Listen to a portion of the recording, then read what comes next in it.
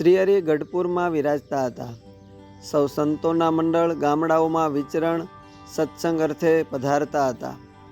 એ વખતે શ્રીહરિએ 4 સાધુઓને હિન્દુસ્તાનમાં વિચરણમાં મોકલ્યા અને આજ્ઞા કરી જે તમો ધર્મકુળને અમાળાવતી મળજો અને વળતા ત્યાંથી પાછા ગઢપુર આવો ત્યારે સીતારામજીને તમારી સાથે લેતા આવજો.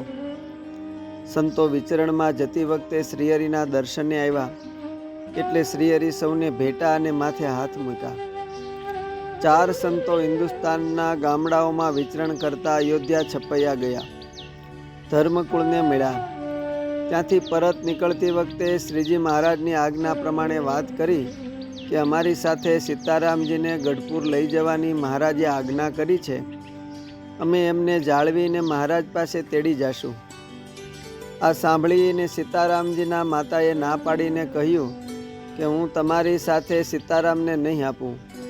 ત્યારે એ 4 સાધુઓએ ઘણી ખચીત કરીને જાળવીને ખાતરી આપીને સીતારામને લઈ જવાનો આગ્રહ કર્યો. ત્યારે એમના માતા બોલ્યા કે સીતારામ તો બાળક છે અને દૂરની વાત છે, તે તમથી જળવાય નહીં. ત્યારે સાધુઓ બોલ્યા કે અમે અમારા પ્રાણથી પણ વધારે જાળવીને સીતારામને ગઢપુર લઈ જશું, તમે કાંઈ ફિકર રાખશો નહીં. એવી રીતે બહુ કહીને સાધુઓ સીતારામને તેડીને ચાલ્યા.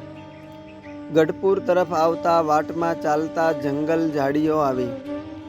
એ સમયે સીતારામજી બહુ તરસા થયા અને પાણી માંગ્યું. ત્યારે એ સમયે કોઈ સાધુ પાસે પાણી હતું નહીં. સીતારામજી તરસના લીધે પાણી કરવા માંડ્યા. સાધુઓ આસપાસ 4 બાજુ જંગલમાં પાણી શોધવા સારું દોડ્યા. પીવાલાયક પાણી શોધી લાવતા બહુ વાર લાગી. તે સમયમાં સીતારામે દેહ છોડી દીધો. સાધુઓ પાણી લાવ્યા પણ સીતારામ તો દેહ મૂકીને ધામમાં જતા રહ્યા. પછી 4 સાધુઓએ રોવા માંડ્યું, વિલાપ કરવા લાગ્યા ને પ્રાર્થના કરવા લાગ્યા કે હે મહારાજ, આ સીતારામને તો એની માતા અમને હારે આવવા આપતા નહોતા, પણ તમારા કહેવાથી અમે ઘણી રીતે એમને સમજાવીને લાવ્યા ને અમારે વાંકે એમનો દેહ છૂટી ગયો.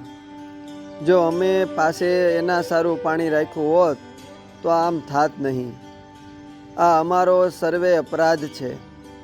તે હે મહારાજ, હે દયાળુ, હે કૃપાનિધિ, હવે અમે તમને પણ શો જવાબ દેશું ને સીતારામજીની માતાને શો જવાબ દેશું? આના કરતાં તો અમારું મરણ થયું હોત તો સારું હતું. એમ અતિ વિલાપ કરીને રોતા જાય ને આંખમાંથી આંસુઓની ધારાઓ થતી જાય. ત્યારે બરાબર તે ટાણે જ જાણે શ્રીહરિની કૃપાએ ચમત્કાર થયો હોય એમ સીતારામજી આંખ ફેરવીને સળવળ્યા ને બોલ્યા કે મને પાણી પાવો. પછી એ સાધુએ તુરત સીતારામજીને પાણી પાયું.